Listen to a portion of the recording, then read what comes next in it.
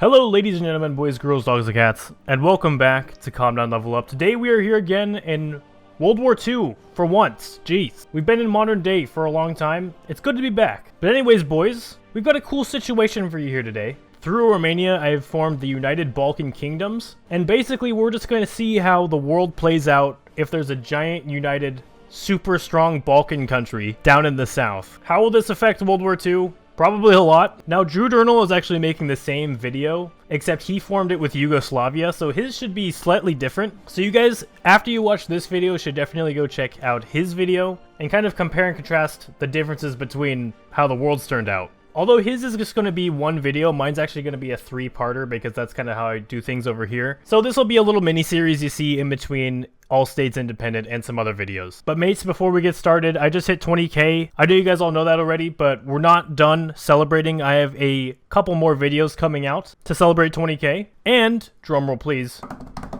and we have shirts. I've wanted to do shirts for a while, but I also wanted to wait for a special occasion, I guess. And to celebrate how successful our Every State Independent series has been going, I've done 2 shirts for it. You guys can go choose whichever one you would like. I would really appreciate it if you would consider buying a shirt, though. It would, please, I mean, it would really help me get out of my college debt. But anyways, here we have our Abu Dubai is my city. A little reference to how I like to mispronounce things almost every video. And an hashtag RipDong, hashtag RipGuangdong. That's on a shirt too. You can get both of those right now. But anyways, boys, let's not wait any longer to get this game rolling. And yeah, here we go. So how strong exactly is the United Balkan Kingdoms right now? Well, they have 79 divisions, which is pretty insane, 18 military factories. That could be worked on a bit, but that's actually not that bad for one of the minor countries. 53 civilian factories. That's very strong, actually. They can build up quite a lot of military factories as soon as they need. Starting off with Romania actually has some perks too, like its independence is guaranteed by Czechoslovakia, and it actually guarantees the independence of Czechoslovakia and Turkey. So if Czechoslovakia and Turkey are going to war, chances are the United Balkan Kingdoms are going to war as well. So they actually have just gone for preserve Greater Romania instead of Balkan dominance, which actually makes sense because they already dominate the Balkans. And actually now they're doing renew the Polish Romanian alliance, which will take them down to join the Allies. So we might not actually see the United Balkan Kingdoms become a crazy tyrannical country after all. Now, since the United Balkan Kingdoms actually has Istria as a core, that could start a conflict here, which would be pretty interesting to watch Italy and the United Balkans fight. These are really the 2 major powers down here. And now actually Poland guarantees the independence of the Balkans, and the Balkans guarantee the independence of Poland. So we're probably going to see the Balkans, we're probably going to see our southern friends actually get involved into World War II pretty quickly on the Allied side with Poland. And if not sooner with Czechoslovakia.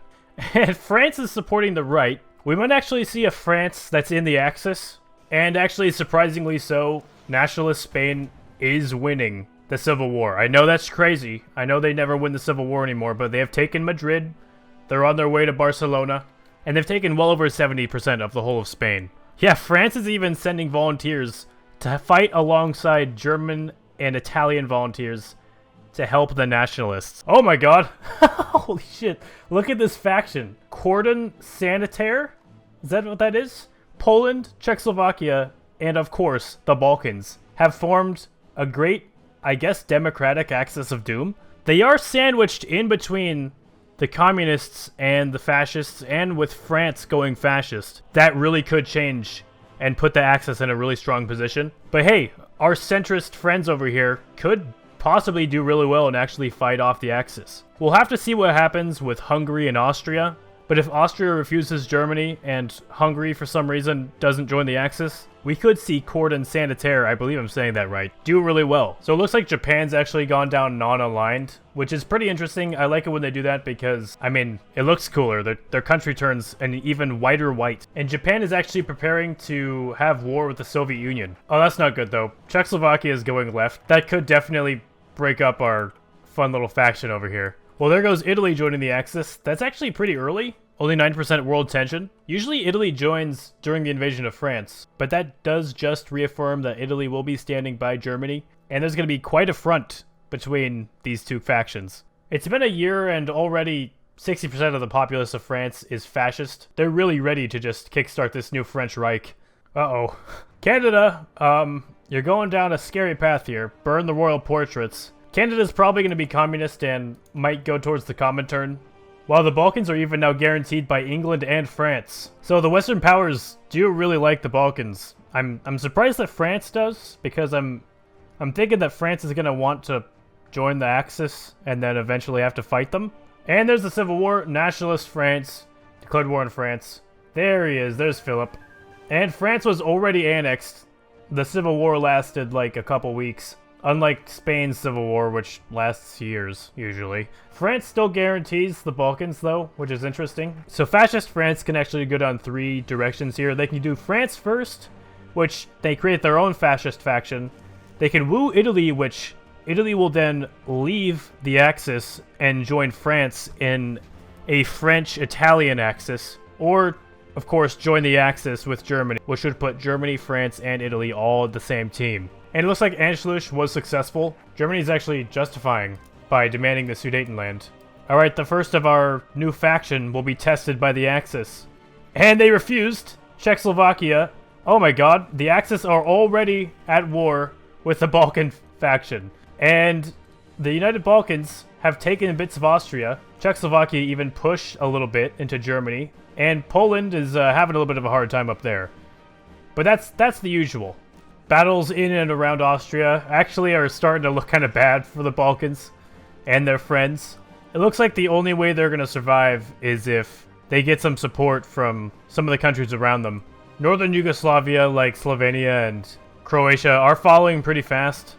Although it's mostly Italian troops, and we know how bad the Italians are, it would just be really bad if these guys got encircled.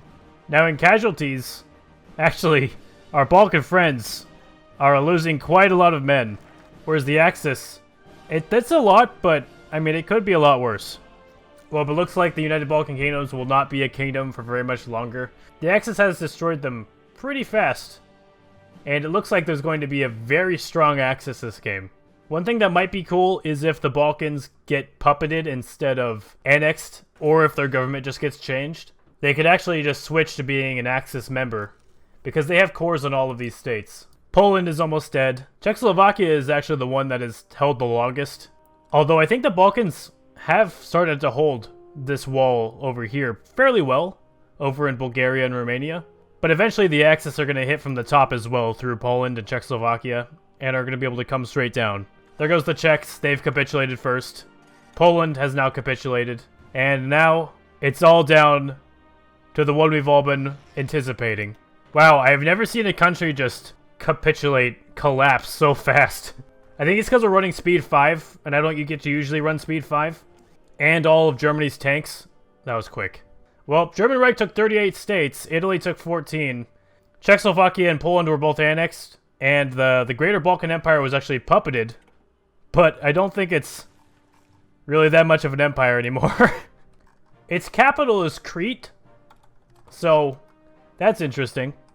So it's 1939, the Axis control most of Europe. Hungary's just kind of left there in the middle. This war is far from over.